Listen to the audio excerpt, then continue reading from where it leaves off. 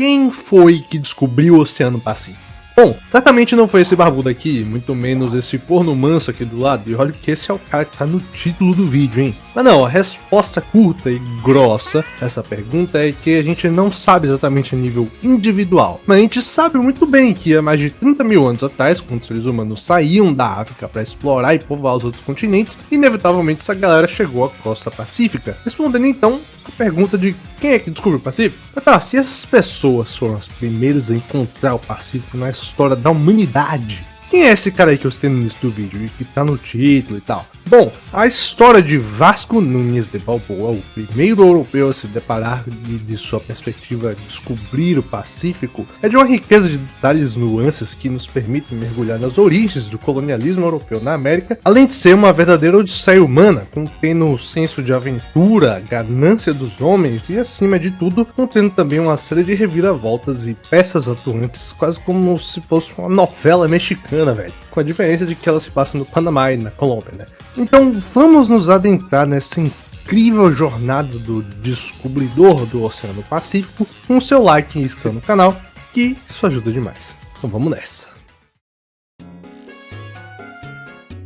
Nascida aparentemente na cidade de Jerez de los Caballeros em 1475, a história de Núñez começa um tanto antes da sua famosa ida ao Panamá. Descendente de uma família pobre de nobres locais, pouco se fala ou mesmo se sabe de seus anos iniciais na Espanha, mas ao que tudo indica, o jovem Balboa aos seus 20 e poucos anos, atraído pelas histórias recentes do Novo Mundo, teria embarcado numa expedição de sondagem às costas caribenhas em 1500 ou 1501. Naquela época, era tudo ainda muito novo para os habitantes do Velho Mundo, sua presença no Caribe era fraca e seu conhecimento da área igualmente nulo, de forma que expedições de sondagem em busca de riquezas que pudessem ser exploradas estavam em alta na Espanha. É nesses tempos que vários personagens de destaque se aventuram pelas águas caribenhas, a exemplo de Alonso de Ojeda, Cristóvão Colombo, Américo Vespucci e Inés Pinzón, além de, claro, a expedição na qual Balboa participava, chefiada por um Rodrigo de Bastidas. A expedição de Bastidas é relativamente breve, passando pela ilha de Barbados, seguindo a costa até uma grande baía que nomeiam Cartagena, terminando sua sondagem pelo Golfo de Uraba, em Dari, para enfim retornar à Espanhola com amplos conhecimentos adquiridos. Ao mesmo tempo, com a chegada do governador de Espanhola, Nicolás de Ovando, em 1502, e suas campanhas de consolidação do domínio espanhol na ilha, Núñez ganharia aqui algumas terras para plantio e pastoreio, trabalho que tomou por alguns anos, mas uma sequência de eventos externos a Balboa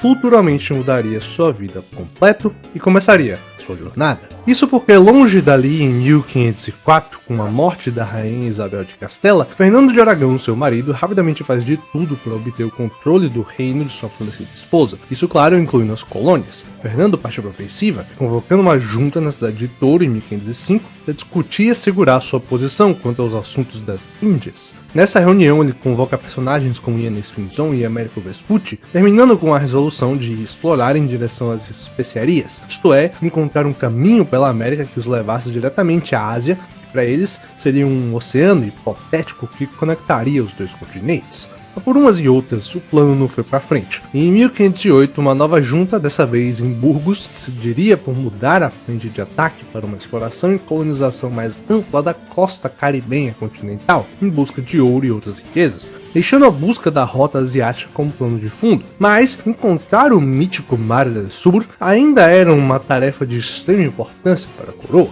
Mas de toda forma, com um novo objetivo em mente, foram escolhidos dois homens como governadores da chamada Terra Firme, atual costa norte do Panamá e Colômbia, que deveria ser colonizada, sendo eles Alonso de Ojeda e Diego de Nicuessa, ambos escolhidos por sua experiência na região, com Ojeda estando presente na segunda expedição de Colombo de 1493, além de uma própria em 1499, e similarmente Nicuessa estando presente na armada que veio com Ovando a Espanhola. Os dois, recebido suas cartas de governadores e terminando os preparativos para suas viagens, arrumam para sair de Espanhola em novembro de 1509, com Ojeda saindo com 2 navios e uma nau, acompanhado de 300 homens, e Nicuessa com um contingente maior de 700. O que ambos não esperavam era a insalubridade que iriam se meter. Com com Ojeda experimentando de primeira mão ao chegar no seu destino inicial, a Baía de Cartagena, e ser recepcionado por indígenas completamente hostis aos espanhóis. Para piorar, não seguindo um conselho de um de seus pilotos, Ojeda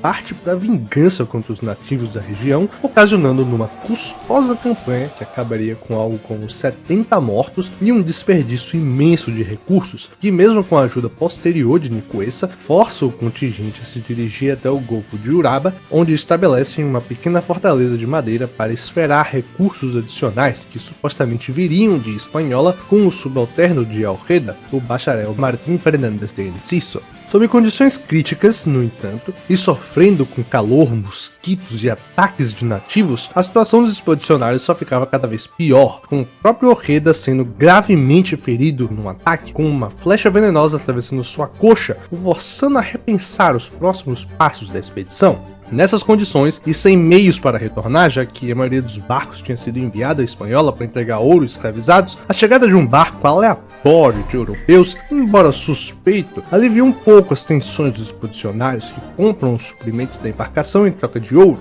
Ainda assim, sob condições críticas, é acordado que Ojeda deveria voltar à Espanhola em busca de suprimentos e do bacharel Enciso, arranjando para que aquele navio aleatório, chefiado por um espanhol chamado Bernardino de Talavera, que levasse o governador de volta à Espanhola, enquanto o resto da expedição ficaria por lá esperando até no máximo 50 dias sob o comando de Francisco Pizarro. Ao mesmo tempo, sem saber de nada disso que estava acontecendo, Enciso fazia preparativos para sua viagem de socorro, mas ele não contava com a presença de um penetra. Vasco Núñez finalmente se conecta a essa história toda, entrando de fininho na expedição do bacharel Enciso. Ele entra escondido porque a esse ponto, mesmo com uma vida de fazendeiro, Balboa estava cheio de dívidas e, numa tentativa de fugir de suas responsabilidades como qualquer adulto que se preze, ele se escondeu dentro de um barril do navio de Enciso, só sendo descoberto com uma expedição já cruzando o mar. Enciso inicialmente ameaça deixar Balboa como degradado numa ilha qualquer, mas após saber que ele havia ido ao Golfo de Uraba anos antes com Bastidas, além de todos os tripulantes aparentemente serem amigos de Núñez, o bacharel resolveu mantê-lo a bordo, o que a princípio se mostrou uma ótima escolha, já que após uma parada de emergência em Cartagena, onde eles sofrem um ataque de indígenas, Balboa ganharia destaque como líder nato, conseguindo levantar a moral de seus companheiros e sugerindo um bom local de assentamento do Golfo de Uraba, onde encontram por acaso com Pizarro e o restante da expedição de Ojeda, que haviam ido até lá em meio à espera do governador. O local era chamado pelos nativos como Darien e contava com uma aldeia indígena de mesmo nome, chefiada por um cacique chamado Semaco, quem logo nota a presença dos europeus e, não sendo ignorante quanto às suas intenções, logo formou uma frente de defesa formada por 500 guerreiros indígenas. Balboa e companhia sabiam que não eram exatamente bem-vindos, mas a escolha de Darien era um tanto estratégica, já que a vila e região eram ricas em suprimentos, além dos nativos não terem o costume de envenenar suas flechas ali. Com isso em mente, e em resposta à posição hostil dos nativos, os espanhóis lançam um ataque a Semaco, matando muitos e forçando o cacique a recuar, com os europeus saqueando sua vila abandonada, adquirindo suprimentos e, acima de tudo, um pouco de ouro, decidindo então se assentar definitivamente por ali, fundando o povoamento de Santa Maria la Antigua, onde após esses eventos conseguem até uma aliança duradoura com outros povos locais chamados Cuna, muito possivelmente rivais de Semaco. Assim, com uma posição muito bem estabelecida, ideias começam a surgir na mente de Balboa. Como vimos com Ojeda, e podemos até dizer que era uma herança cultural dos tempos da Reconquista, a mentalidade de muitos dos conquistadores espanhóis na América era de riqueza rápida e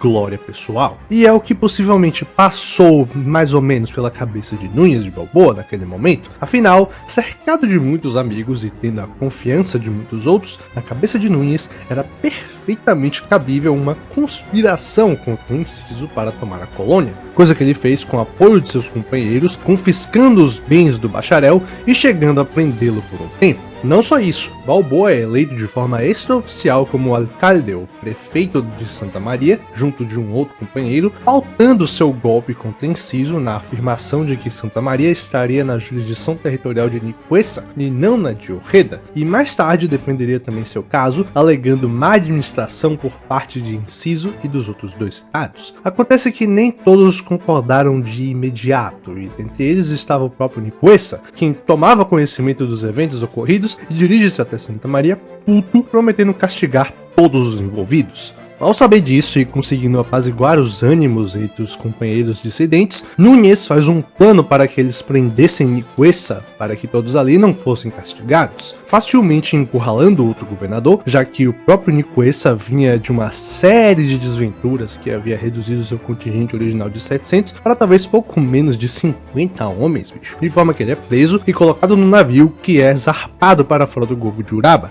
Foi que, não intencionalmente, Balboa e amigos matam Nicuessa, já que depois desse incidente ele nunca mais seria visto, se perdendo para sempre no mar, deixando os homens de Santa Maria no controle de seu próprio destino. Com Inciso preso e Nicuessa desaparecido, o que segue daqui pra frente é uma sequência um tanto confusa de eventos. Segundo a narrativa de Andagoya, já em março de 1511, Vasco Núñez teria tomado o controle da expedição, então após um incidente com Nicuessa, teria enviado Inciso de volta à Espanhola para tirá-lo dali definitivamente. Na obra de Matias Martínez, se diz também que o envio de Inciso tinha outro propósito, que seria se livrar temporariamente do outro alcalde nomeado de Santa Maria, um homem chamado Juan de Zamudio, que iria à Espanha pedir ao rei diretamente o devido apoio à causa dos expedicionários, além de lhe explicar a inadequação demonstrada por Inciso, Ojeda e Nicuessa, e então oficializar a posição dos alcaldes nomeados. Agora aí que vem a questão. Um personagem que eu deixei de lado esse tempo todo até então, e ele é bem importante nesse enredo, é claro o próprio Alonso de Ojeda, quem havia originalmente deixado sua expedição em Uraba para ir tentar encontrar Inciso. Por que ele não fez nada então contra o Balboa e companhia, hein? Bom, a resposta ela é meio complicada, então vamos lá. Lembram que eu falei que Ojeda tinha ido com um barco aleatório que apareceu na costa liberado por um Bernardino Talavera? Então, para começo de conversa, a viagem de volta foi repleta de insalubridades, com os caras se perdendo em Cuba, tendo de ir pra Jamaica, não sei o que, pra aí só depois dessa merda toda chegarem em Espanhola, em que a esse ponto já não contava com Inciso. Para complicar mais ainda a vida do Ojeda, se descobre que Bernardino e companhia não haviam ido de forma tão aleatória assim a Uraba, já que eles eram, na verdade, criminosos endividados que roubaram um navio para ir até lá em busca de riqueza rápida e fácil. E por esse fato, e por Ojeda ser um homem destacado com muitos rivais na sua pele, eles elaboram contra ele um processo legal acusando Alonso de ser cúmplice dos crimes cometidos por Bernardino e companhia. Sério mesmo. E mesmo vencendo o caso, no final disso tudo e contando sua empreitada colonial, o governador tava liso, pobre que só porra. Então mesmo que ele quisesse fazer alguma coisa contra Núñez, ele simplesmente não possuía os meios para fazê-lo. E a sua participação nessa história aparentemente termina aqui, com ele morrendo alguns anos depois de uma doença, em 1516.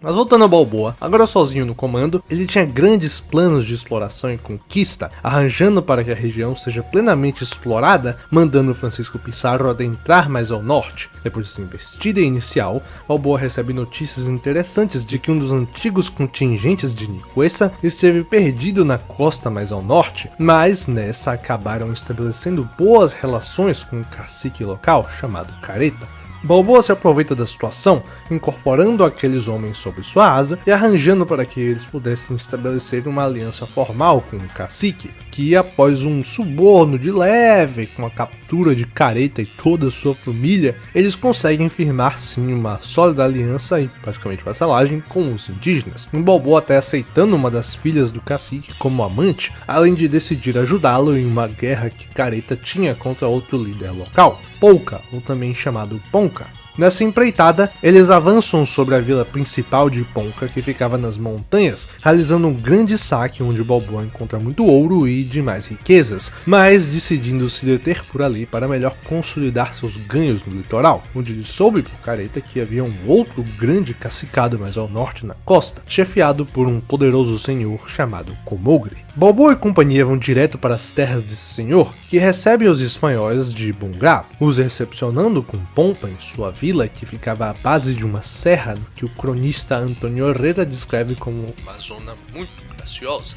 No relato do mesmo cronista, ele faz um comentário interessante acerca desse encontro, comentando sobre a estadia dos espanhóis na vila, dizendo que o cacique Comogri tinha suas casas reais, as mais destacadas e melhor feitas que até então haviam visto nas ilhas, e no pouco que até então se sabia da terra firme, tinha 150 passos de comprimento e 80 de largura, estava fundada sobre postes muito grossos, cercada por um muro de pedra entrelaçada de madeira no alto, como o Quaquigami, por tão linda arte talhada que os castelhanos ficaram espantados ao vê-la e não sabiam compreender seu artifício e formosura. Impressionados, os espanhóis conseguem fechar uma aliança com Comogri, ainda conseguindo dele uma boa quantia de ouro e escravizados como presentes, além de suprimentos. Os espanhóis também ganharam informações cruciais quando, numa briga interna entre os expedicionários para ver quem ficava com quanto ouro, supostamente o filho mais velho de Comogri começa todo um discurso afirmando quanta besteira dos europeus, se importar com o peso do metal, derretendo as peças entregues a eles ao invés de contemplá-las por sua beleza e parará, terminando dizendo que se os espanhóis eram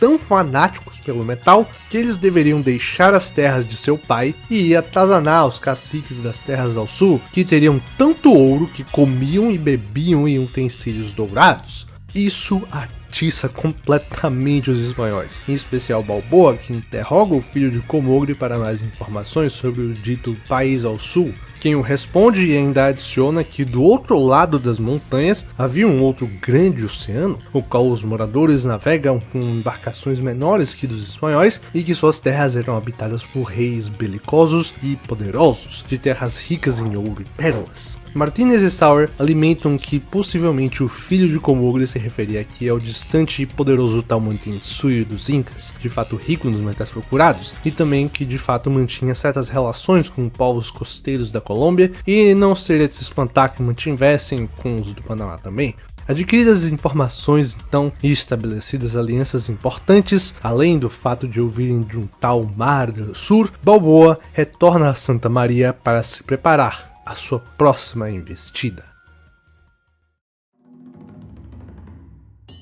Mas antes que a gente possa continuar essa incrível jornada de Balboa, é interessante a gente parar para entender um pouco mais dos aliados encontrados por Núñez no Panamá. Afinal, quem eram essas pessoas? Como eram seus modos de viver e sociedade e como exatamente tudo isso se encaixa nessa história? Pois então, a maneira como as sociedades panamenhas eram configuradas foi um elemento bem crucial para o sucesso da empreitada de Vasco Núñez, já que sem o apoio dos chefes Careta, Comogri e muitos outros que governavam boas faixas de território rico em suprimentos para os espanhóis, as chances dos europeus iam por água abaixo rapidinho, como vimos acontecer com Ojeda. Então por isso, vale a pena a gente ver nem que seja um pouco sobre essas culturas. A forma dessas sociedades é muito bem descrita no trabalho da doutora Mary Helms, Ancient Panama Chiefs in Search of Power, que vai ser a minha fonte principal aqui nessa sessão, e em que ela detalha amplamente os cacicados encontrados por Balboa. Essa obra tem o suporte de outro trabalho que também vou usar aqui, do Dr. Carl Sawyer, The Early Spanish Main. E nos dois trabalhos, conseguimos já ter a ideia de como Balboa poderia ter usufruído da forma como essas sociedades se arrumam, já que no século XVI, os povos panamenhos tinham um nível relativamente complexo de estratificação social e política. A sociedade era em geral dividida por uma elite guerreira e pessoas comuns, onde no topo havia um Kevi, também chamado de cacique,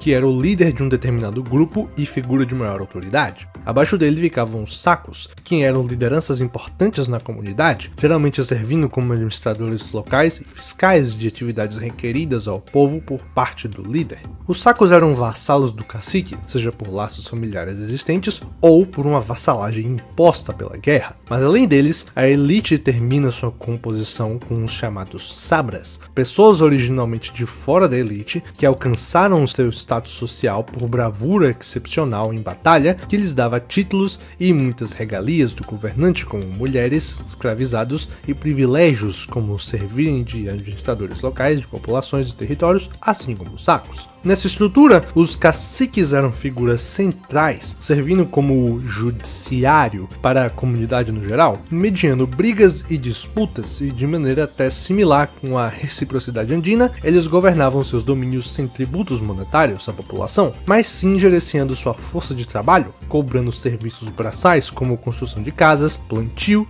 e guerras, que em troca o cacique provinha a eles alimentos, bebidas e festividades aos seus habitantes. Esses líderes, juntamente do resto das elites, moravam em construções mais elaboradas chamadas de borrios pelos espanhóis. Os borrios, na verdade, seriam mais que moradias, e sim pequenos centros urbanos elaborados como símbolo de status tanto político como possivelmente religioso. Eles eram fortificados não só como defesa contra animais silvestres, mas aparentemente também como defesa contra invasores, já que as guerras eram focadas neles por serem os centros das elites guerreiras. O restante da população aparentemente vivia disperso nas terras do cacique, sem uma presença de centros urbanos fora os borrios e locais similares. Os moradores viviam à base de uma agricultura de corte e queima, complementada pela caça e pesca quando possível, cultivando em geral diferentes tipos de mandioca, batata doce, milhos e muitos outros variados. Nesse contexto, guerras e rivalidades eram extremamente comuns, servindo múltiplos propósitos como demonstrações de poder, obtenção de acesso a territórios de caça e pesca, além da aquisição de bens como forma de recompensa dos caciques com seus seguidores. Como vimos, as elites panamenhas eram guerreiras, então provar-se em guerra era um elemento de grande importância, não só para a manutenção daqueles consolidados no poder, como daqueles que planejavam se alavancar na hierarquia, como o caso dos Sabras, ou mesmo parentes ambiciosos de caciques que desejavam usurpar sua posição por meio da glória e conflito. Esse aspecto é extremamente importante aqui, já que a utilização de rivalidades pré-existentes, como o caso de Careta e Ponca, e a intimidação com imposição militar, como no caso novamente de Careta e como seria no caso com outros chefes posteriormente, foram elementos cruciais no sucesso da empreitada dos espanhóis, e o porquê de eu achar importante da gente entender, mesmo que só um pouco mais, a vida dos nativos da região. De toda forma, vamos retornar a Balboa. Marchando de volta a Darien, Balboa toma a oportunidade para ir mais ao sul, onde houve histórias de um poderoso cacique chamado Dabeiba, quem era dito ser extremamente rico em ouro. Segundo Sawyer e Helms, Dabeiba realmente seria um centro político de grande influência, sendo aparentemente um local de renome regional, com ourives experientes e prestígio religioso, e quem tinha por vassalos muitos dos nativos costeiros do Golfo, encontrados por Balboa nessa primeira ida ao sul. Numa segunda investida, os espanhóis avançam pelo atual rio Atato, subindo contra a corrente até chegar numa vila chamada Turui, onde conseguem suprimentos. Naquele ponto, o rio ficando mais escuro e largo, os expedicionários continuam sua subida agora por canoas e não demoram muito a chegar a uma povoação de 500 casas, terra de um cacique chamado Abena Machai, que teria partido para a defensiva logo com a chegada dos espanhóis, que acaba com ele sendo rechaçado e preso pelos europeus. Balboa decide deixar uma guarnição para trás e seguir rio adentro, chegando a uma região de lagos e pântanos onde dá de cara com uma vila de moradias construídas sob as árvores, lar de um cacique chamado Abibeiba, quem após ser perguntado sobre o ouro da região, ele responde, mas opta por uma fuga tática, não querendo se envolver muito com eles, coisa que se repete rio acima. Sem opções então, e não querendo avançar sobre aquelas terras que julga insalubre, Balboa resolve voltar a Abena Machai, em que encontra seus homens sendo atacados, e ainda recebe notícias de que todos os caciques ali, Abena Machai, Abibeiba, Dabeiba e Semaco, haviam se unido num esforço militar contra os espanhóis. Ele rapidamente age indo em direção ao que julga o elo mais fraco, Semaco, para neutralizá-lo, conseguindo capturar muitos indígenas e decidindo mandar uma mensagem, matando todos os capturados numa tentativa de intimidação contra os caciques, o que aparentemente deu certo, segundo Herrera. Ao final dessa empreitada toda, tendo adquirido amplas informações sobre a coleta e preparo do ouro da região e tendo passado uma mensagem, Vasco Nunes teria mandado em janeiro de 1503 uma carta ao rei da Espanha, detalhando um elaborado plano de colonização, além de descrever os eventos transcorridos até aquele momento, e claro, se autopromover como bom súdito que fazia seu trabalho, ao contrário de Ojeda e Nicuessa, que falharam miseravelmente. Ele pediu então ao rei a posição oficial de governador, além de requisitar uma variedade de suprimentos para a construção naval, carregamentos de armas e muitos soldados auxiliares, já que aquelas terras não eram fáceis. Mas parece que a esse ponto da história, com reclamações de inciso quem havia retornado à Europa, além do fato de Balboa ter realmente usurpado o posto que estava exercendo naquele momento, somado a essa lista de exigências enorme na carta, a coroa não estava muito satisfeita com o estado das coisas não. E embora 2 anos antes o rei tenha realmente dado reconhecimento provisório a Balboa, o Estado prontamente arrumou uma armada para ser enviada ao Panamá com um novo governador muito mais alinhado com os interesses reais, na forma do aristocrata Pedrarias Dávila, quem chegaria ao Panamá em 1514 para pôr ordem às coisas. Sendo avisado sobre a mudança de governo, Balboa rapidamente joga metade de seus planos no lixo e decide focar numa única coisa: a ida até o Mar del Sur. Vasco Núñez se convenceu de que se ele conseguisse realizar essa empreitada de atravessar as montanhas panamenhas, enfrentar caciques ditos belicosos com poucos espanhóis ao se dispor e encontrar o mítico Mar del Sur, ele certamente demonstraria seu valor ao rei, que, claro, certamente o reconheceria e ignoraria todos os seus crimes cometidos contra Inciso Nicoês. Assim, com isso em mente, já em setembro de 1513, Núñez reunia seus homens mais uma grande quantidade de aliados nativos para saírem de Santa Maria pela costa em direção à vila portuária do cacique Careta, onde são recebidos muito bem, com um destacamento adicional de aliados adicional da expedição, que segue agora continente adentro para as terras montanhosas do cacique Ponca. Mesmo com hostilidades passadas, Balboa e companhia conseguem apaziguar Ponca, de forma a conseguir sua cooperação, que guia os expedicionários pela serra. E depois de muitas dificuldades, a tropa segue para as terras de um cacique chamado Quareca, que diziam ser inimigo de Ponca. Ele, ao ver estrangeiros juntos a muitos nativos armados, logo decide se opor à expedição, mas é rapidamente rechaçado, com o próprio Quareca e muitos de seus vassalos principais sendo mortos no encontro. Mas de maneira incessante, os espanhóis continuam sua marcha, agora entrando nas terras do cacique Porque. É ali, ao final de setembro e ainda em terras altas, onde Balboa teria visto pela primeira vez à distância o grande oceano. Ele lembra que quando o filho de Comogri o contava a primeira vez da existência desse imenso corpo d'água, ele teria dito que, diferente do Caribe, que era sempre violento e rugoso, o grande oceano do outro lado das montanhas era sempre limpo e suave, o que teria dado então à mente de Balboa e os espanhóis a origem ao nome que dariam aquela magnífica vista, o chamando de Pacífico.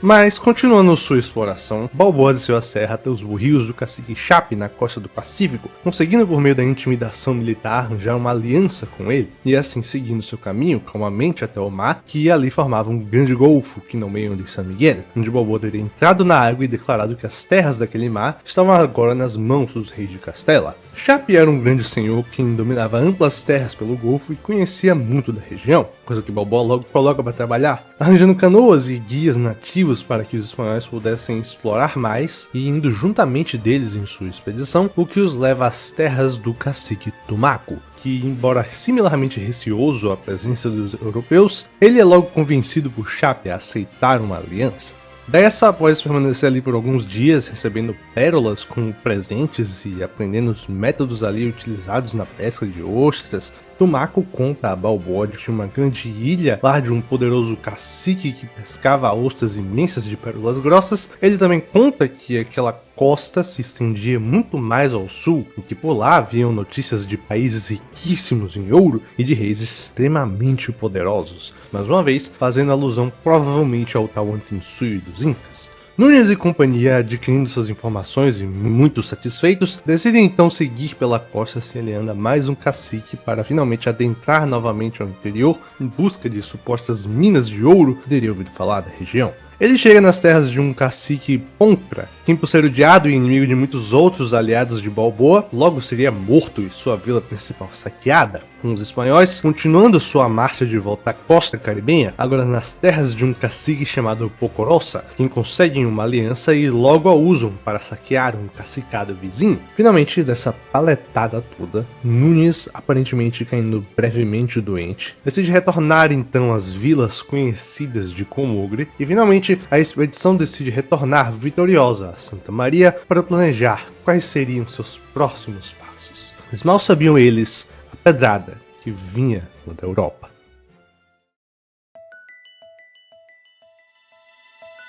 Chegando em junho de 1514, Pedrarias Dávila trazia consigo uma enorme maré de mudança a Darien, de forma que vamos precisar analisar cuidadosamente, já que são diferentes pontos que atuam todos ao mesmo tempo. A começar que o enorme contingente de Pedrarias era patrocinado pela coroa somente até a sua chegada a Santa Maria. Depois disso, eles estavam totalmente por conta própria, presos ao que a terra os pudesse dar, que na maioria dos europeus recém-chegados, não acostumados, não era muito. Os alimentos que Darien poderia ofertar não eram suficientes para aqueles novatos, e somando a isso, uma possível doença trazida pelos próprios europeus acabou dizimando completamente a expedição recém-chegada, matando muitos, e deixando os sobreviventes no desespero, propícios a saquear terras de nativos em busca de suprimentos. Ao mesmo tempo, Pedrarias e seu alto escalão vinham com uma perspectiva de conquistadores muito mais alinhada com o que aconteceu em Espanhola do que com uma visão pragmática de alianças locais criada por Balboa, e por esse motivo, usufruindo do desespero dos sobreviventes, eles poderiam facilmente justificar e aplicar investidas contra nativos mesmo aliados. Finalmente, essa abordagem, sendo totalmente contra as vontades de Balboa, pôde ser aplicada sem aparente revolta dos companheiros de Núñez e pelo próprio Núñez, por conta de uma prisão provisória dele, que lhe foi aplicada devido a acusações criminais de danos a inciso, nomeação extraoficial e má gestão da colônia, o que afetou gravemente sua autoridade e imagem, dando passe livre para Pedrarias fazer o que ele bem entendia na colônia.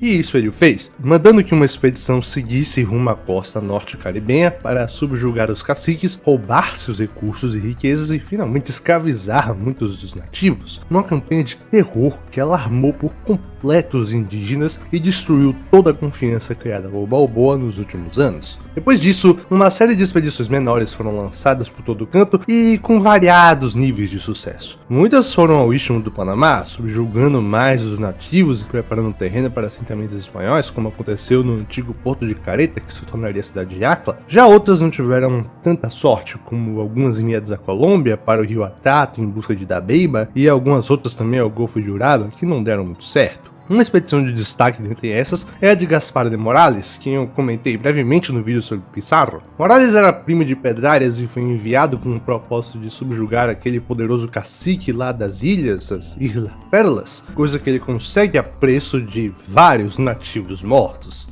É então nesse ambiente caótico e vendo todo o seu trabalho completamente destruído diante de seus olhos que Núñez Balboa se vê perdendo espaço na colônia. E mesmo ganhando o título de adelantado um tempo depois, devido a justamente a sua grande ida ao Mar del Sur, Balboa teria seus últimos momentos ali utilizados numa tentativa em vão de criar uma frota pacífica para explorar em direção às terras ricas ditas pelo filho de Comogli. Uma tentativa falha porque, por anos a fio, com suprimentos limitados e pouco dinheiro para pagar as despesas, a empreitada lhe renderia apenas alguns navios. E pior, sua tentativa de exploração e também tentativa de estabelecimento de sua própria jurisdição foram descobertas por Pedrarias, que mandaria prendê-lo, e finalmente, após um julgamento, várias tramóias onde ele é encontrado culpado, o descobridor do Pacífico é morto em 1519. Como vimos, a jornada de Balboa é toda uma odisseia humana, e como eu falei no início do vídeo, as reviravoltas com o caso com Inciso, Ojeda e Nicuessa e muitos outros tantos personagens fazem dessa história quase que uma verdadeira novela de tanto plot twist e traição, não sei o que, mas acima de tudo é uma história extremamente interessante que eu achei que vale a pena ser contada, principalmente porque é uma história um pouco obscura que vale a pena de se olhar. Balboa não era um herói, afinal,